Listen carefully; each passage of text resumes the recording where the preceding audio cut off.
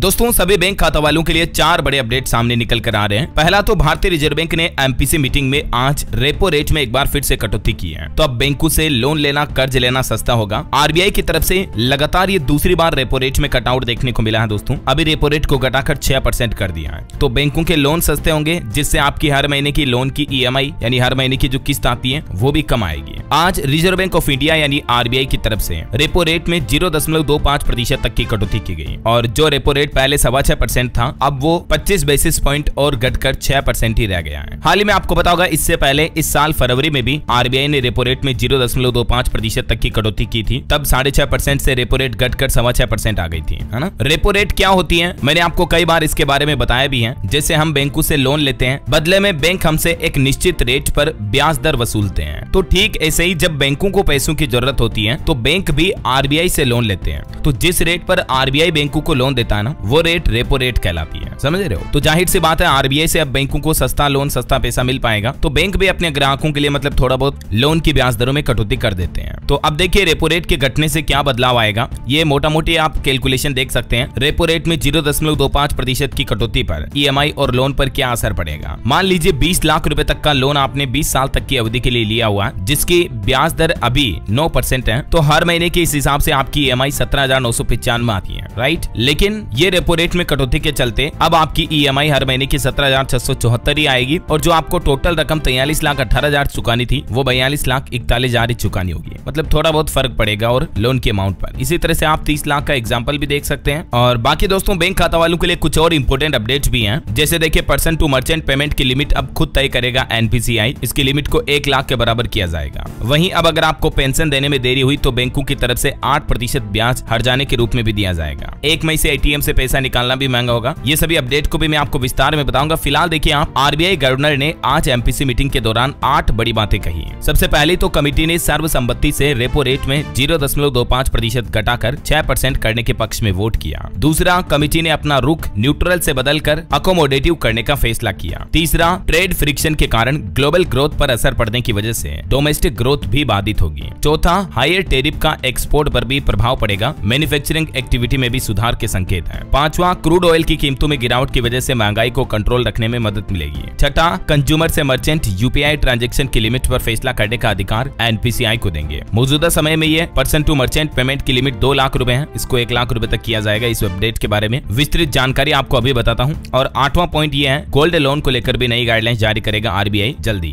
तो ये reserve bank के नए गवर्नर की तरफ से आज एमपीसी मीटिंग के दौरान 8 बड़ी बातें कही गई, ठीक है। और ये जो अपडेट मैंने आपको बताया था कि यूपीआई ट्रांजैक्शन की लिमिट को लेकर भी आरबीआई ने फैसला लिया है। अब पर्सन टू मर्चेंट पेमेंट की लिमिट एनपीसीआई यानी कि national payments corporation of India खुद तय करेगा। अभी मौजूदा समय में ये लिमिट 2 लाख है और आरबीआई के इस फैसले का मतलब ये है कि यूपीआई को रेगुलेट करने वाला एनपीसीआई अब 2 लाख रुपए की लिमिट के दायरे में इस लिमिट को घटा बढ़ा सकता है। प्लान है person to person UPI transaction की लिमिट को 1 लाख रुपए ही बरकरार रखा जाएगा। मतलब अभी आप पर डे 1 लाख रुपए तक जो यूपीआई से पेमेंट कर सकते हो, वो लिमिट कंटिन्यू रहेगी। क्योंकि इस लिमिट को बढ़ाने का प्लान है, लेकिन साइबर क्राइम वगैरह फ्रॉड बहुत ज्यादा होते हैं, इसलिए फिलहाल एनपीसीआई इस लिमिट को नहीं बढ़ाएगा। और पेंशन पाने वालों के लिए भी अच्छी खबर आ रही। बैंक खाते से जुड़ा एक और अपडेट देखिए आप। अब अगर पेंशन मिलने में देरी हुई तो बैंक आपको 8% सालाना ब्याज भी देगा। आरबीआई द्वारा जारी नई सर्कुलर के मुताबिक पेंशन भुगतान करने वाले बैंकों को पेंशन या बकाया राशि जमा करने में देरी होने पर अब पेंशनर्स को भुगतान की तय डेट के बाद 8% प्रति वर्ष की निश्चित ब्याज दर पर मुआवजा देना होगा। समझ रहे हो, मतलब कई बार होता है ना, बैंकों की पेंशन टाइम पर मिलती नहीं है, लोग बाग बेचारे बैंक ब्रांच के चक्कर काटते रहते हैं। तो अब ऐसा नहीं चलेगा। टाइम पर पेंशन खाते में जमा नहीं की तो 8% की दर से आपको हर्जाना भी मिलेगा, बैंकों की तरफ से ब्याज के रूप में ये राशि दी जाएगी, ठीक है। और इसके अलावा दोस्तों, आने वाले महीने 1 मई से ही आपका एटीएम से पैसा निकालना भी महंगा हो जाएगा। भारतीय रिजर्व बैंक आरबीआई की तरफ से 2 रुपए फीस बढ़ा दी है, यानी फ्री लिमिट जो मिलती है आपको 3, 4, 5, उसके बाद आप आगे और अगर एटीएम से पैसा निकालते हो तो आपको 19 रुपए तक चार्ज देना पड़ेगा। इतना ही नहीं, बैंक बैलेंस चेक करने के लिए भी अब आपको 7 रुपए चार्ज देना पड़ेगा। इस पर भी 1 रुपए की बढ़ोतरी कर दी गई है। तो ये नए नियम 1 मई से लागू होंगे। और वैसे 1 मई से आरबीआई का एक और प्लान है दोस्तों। देखिए, 1 मई अगले महीने से हर राज्य में सिर्फ एक ही ग्रामीण बैंक होगा। वित्त मंत्रालय की तरफ से 15 आरआरबी बैंकों के मर्जर को मंजूरी दे दी है। आरआरबी यानी रीजनल रूरल बैंक जो है क्षेत्रीय ग्रामीण बैंक, इनका विलय किया जाएगा। सरकार एक राज्य एक RRB, one nation one RRB योजना लेकर आ रही है। कई सारे राज्यों में जो जैसे उत्तर प्रदेश, आंध्र प्रदेश, पश्चिम बंगाल, बिहार, गुजरात, जम्मू, कर्नाटक, मध्य प्रदेश, इन सभी राज्यों के कई आरआरबी बैंकों का मर्जर होगा। क्षेत्रीय ग्रामीण बैंकों के एकीकरण का ये चौथा चरण होगा और इसके पूरा होते ही अब हमारे देश में आरआरबी बैंकों की संख्या जो कि मौजूदा समय में 43 है, उससे घटकर टोटल 28 रह जाएगी। वन स्टेट में एक ही आरआरबी बैंक होगा। किन किन बैंकों का मर्जर होगा, जिनकी कुछ लिस्ट और डिटेल भी आप देख सकते हैं। ठीक है, तो 1 मई से ये भी सरकार प्लान कर रही है।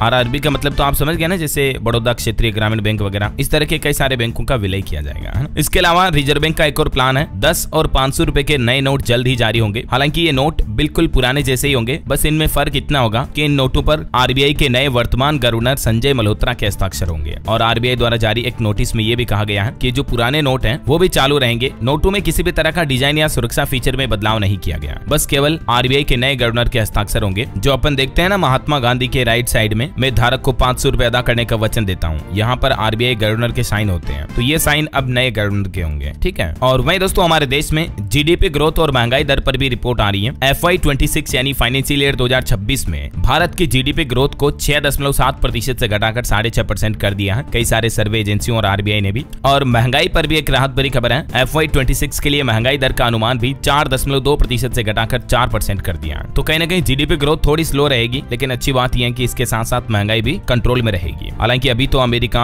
चाइना वगैरह इनकी टेरिफ वार जो चल रही है, इसका असर भी भारत में महंगाई को लेकर देखने को मिल सकता है। और बाकी देखते हैं आगे, और इस पर जो भी अपडेट आएंगे मैं आपको बताता रहूंगा इसी चैनल DLS न्यूज के माध्यम से। तो बिल्कुल आप मेरे साथ जुड़े रहिएगा। चैनल को सब्सक्राइब करके बेल आइकन जरूर दबा देना। इस वीडियो को लाइक और शेयर भी कर देना। और हाँ दोस्तों, आप मुझे कमेंट करके बताइए कि आप कौन से राज्य में रहते हैं, ताकि मैं आपके राज्य के समाचार भी आपके मोबाइल तक पहुंचा दूंगा। ओके, ख्याल रखिएगा अपने आप का, अपने परिवार का। मिलेंगे अगले नेक्स्ट अपडेट में, तब तक के लिए जय हिंद, जय भारत, वंदे मातरम।